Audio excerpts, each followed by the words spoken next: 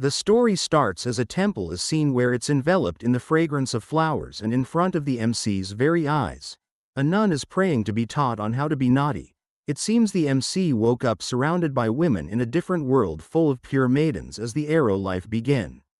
Upon waking up in a different world, the MC still is confused, not being able to believe of the situation. It seems yesterday he checked some mangas before going to bed, indicating it must be a dream. But for this dream it's quite realistic to say the least. Upon realizing he was transported into another world as his debut, he tries to jokingly say this doesn't exist. But a certain voice suddenly intervene up above, claiming his words were right. It seems this voice was welcoming him as a sage of the country Hinomoto. Upon looking up at the direction of the voice, he was surprised to find a lady with no clothes so big towering over him. It seems he was startled for a bit as this was all real. The woman suddenly introduced herself as the goddess of the four flowers and the mother of people. It seems in this scared city men are forbidden and the MC is the only man summoned here. Hearing this made the MC to exclaims of the situation being awesome. Curious, he then questioned why is he summoned all of a sudden if that was the case. The goddess explains he was summoned here for a reason and has a mission for him. He then anxiously refused. He ponders about the risk and dangers of putting his life on the line. It seems the goddess' words were too cliché leading up to defeating the demon king, which is way too much overwhelming for him. But the goddess seems to have different plans for him as it's not dangerous at all. She only seeks of asking to educate her children, and once that is accomplished she would send him back to his own world with a reward in exchange. She would grant whatever wish he desire would be granted. Hearing this made him to ask for a fateful encounter. The goddess points out his boldness, and assured it would be granted once the mission is completed. He also exclaims of the fateful encounter to not have a lover to suddenly sprouted but likes the goddess to be flexible on this. With this assurance he finds himself in peace and grateful that his life was only dreaming through manga and movies are about to came through with a love comedy of unattainable beauty. The goddess then suddenly exclaims of the details to be discussed when the four people arrives.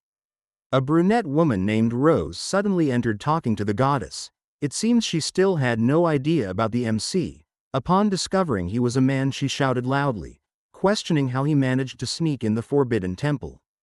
As the other more so arrived, they gathered only to be shocked finding out a man in front of them. The black-haired woman tried using her friend as a shield, which made it seems like a cornered little animal. Talia suddenly popped out of nowhere being surprised to see a man. With curiosity she seems carefree, finding it odd of the difference from a man and a woman's body.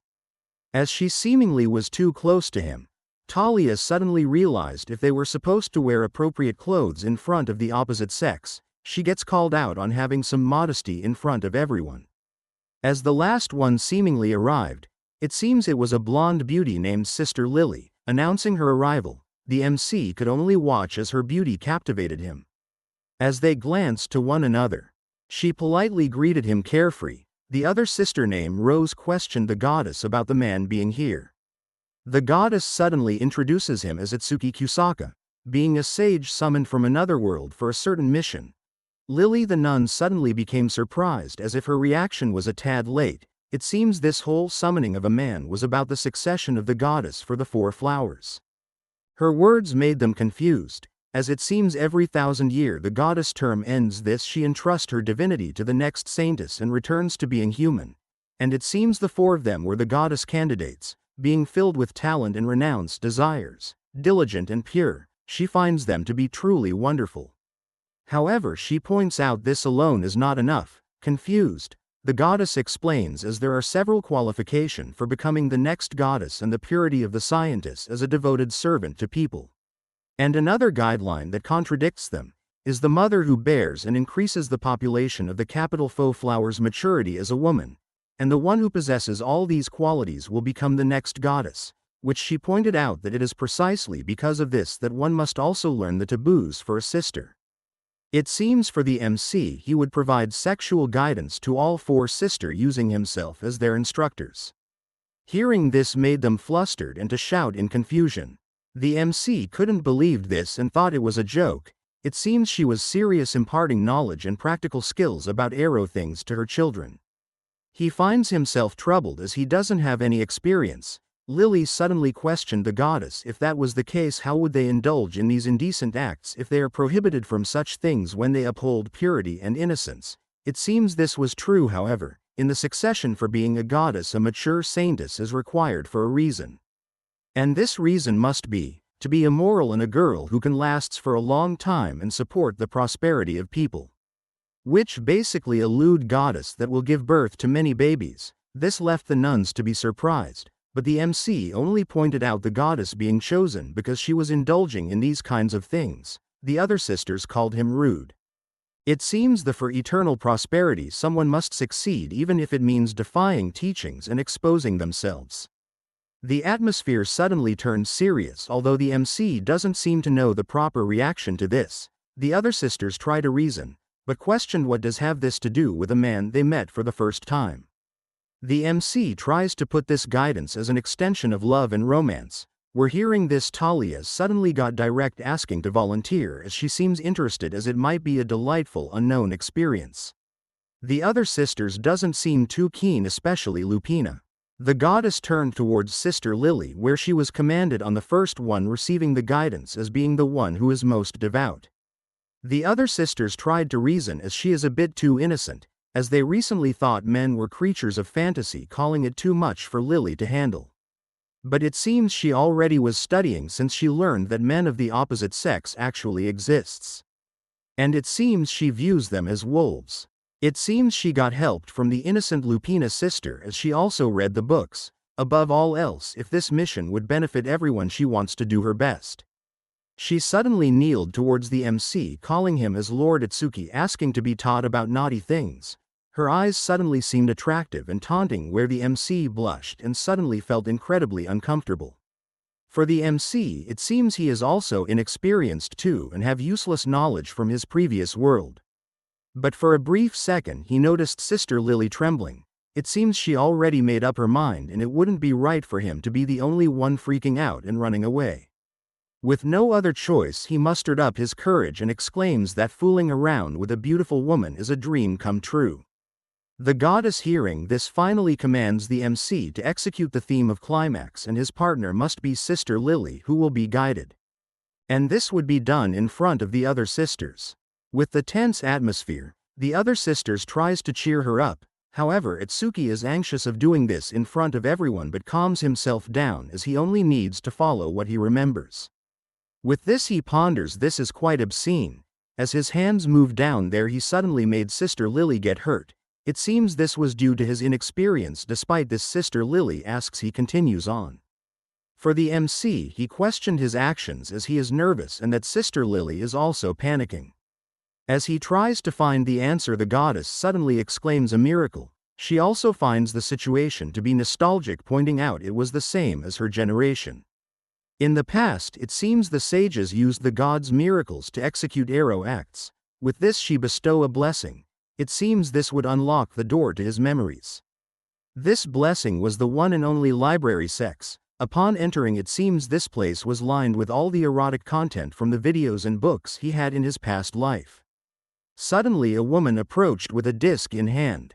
Upon touching this, he suddenly got an overwhelming feeling as if the memories and experience entered his mind. It seems he can draw out sexual memories from the blessing he received. With this he already has the techniques but ponders about being gentle enough, easing Sister Lily, accompanying her as she experiences her first time. He apologizes and focused on the objective. With this he gently touched her, complimenting how soft she was, and immediately opened her melons wide open. As he squished her giant melons, he claims he doesn't have any experience massaging them as his hands were also trembling.